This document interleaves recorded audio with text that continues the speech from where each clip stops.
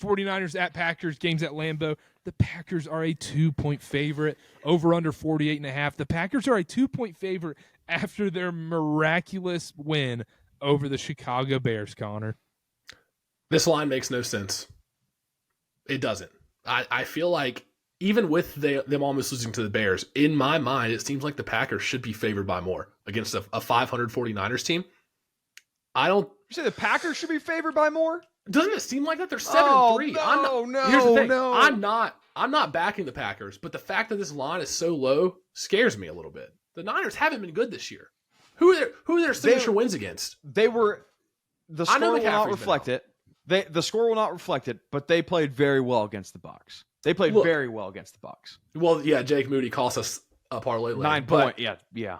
I'm not saying that because I'm in support of the Packers. It just feels like this line should be like 3.5 in Lambeau, and it's the fact that it's not tells me the Niners are going to win. I'm on the Niners this week. I don't know if I made that clear or not. The 49ers, they blew the game against Seattle, and Green Bay probably should have lost to Chicago. However, this Packers defense just let DeAndre Swift average 5 yards a carry. DeAndre Swift, 5 yards a carry. McCaffrey had like 130-something yards in their playoff matchup against the Packers last year. I think he has a huge game against this Packers defense. Niners are 5-5. The time is now for them to take this division seriously because, like we said, there's a real world they miss the playoffs if they don't start winning these games. I think Brock Purdy's going to have a good game outdoors in Lambeau. I know it's a little scary. I think they lean heavy on McCaffrey, and I think we get the first glimpses of the 49ers team that we've seen in the last couple of years this week. And people are like, wait a second, 49ers, they're probably still going to win the division, and they looked good against the Packers. I think the 49ers win outright. I think they win here in Lambeau. I 100% agree, Dylan. No, I agree too. This is getting concerning. We're getting the game day graphic. Same. You think the Lions fan in the bottom right's going to say the Packers are beating the Niners? No. I will say there are some injury concerns here. Kittle didn't play last week, and he wasn't on the IR, but we don't know if he's going to play this week. Then Bosa get a little banged up too. I saw that he was questionable. And then on the Packers side, Jair Alexander got injured. Bosa already won his Super Bowl this year, so yeah. Bosa's cashing it in. Yeah, he's throwing in the towel. He might get a cabinet spot. You ever think of that? Good. Matt Gates is getting a cabinet spot. Secretary of Defense. Yeah, exactly. There we go. Yeah. The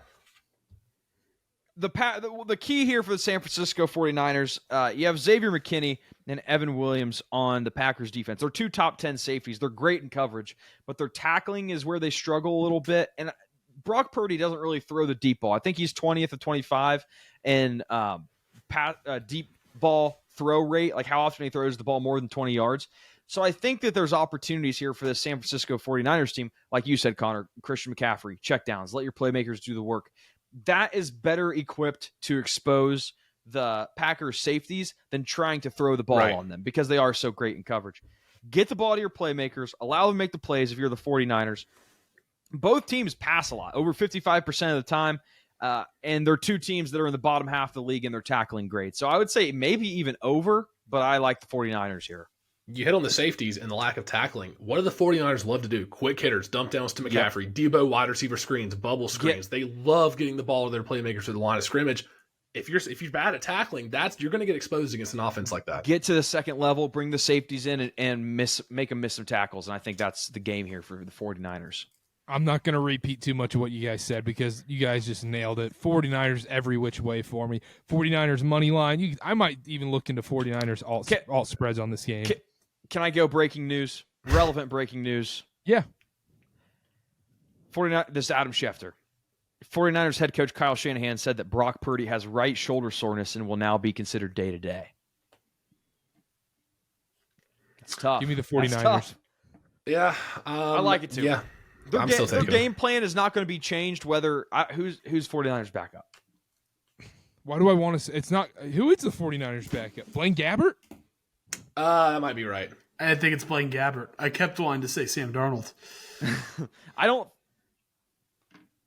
We'll get Nick Bosa. We're getting Brandon Allen. Again. Brandon Allen is the 49ers backup, and Josh Dobbs is listed as the third string. Oh, Josh Dobbs is there. Dylan's get the Pastronaut in there. Get the Pastronaut in there. His fall off was crazy. Brandon Allen.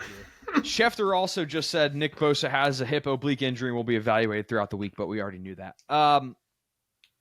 The game plan for the 49ers, I don't think it matters if it's Purdy or – I mean, it's not going to be throwing the ball down the field. Exactly. So – and I think McCaffrey's going to have a massive day, run all over this team. And I think the Niners' offensive line is going to have a ton of success against this Packers D-line. They're going to control time of possession.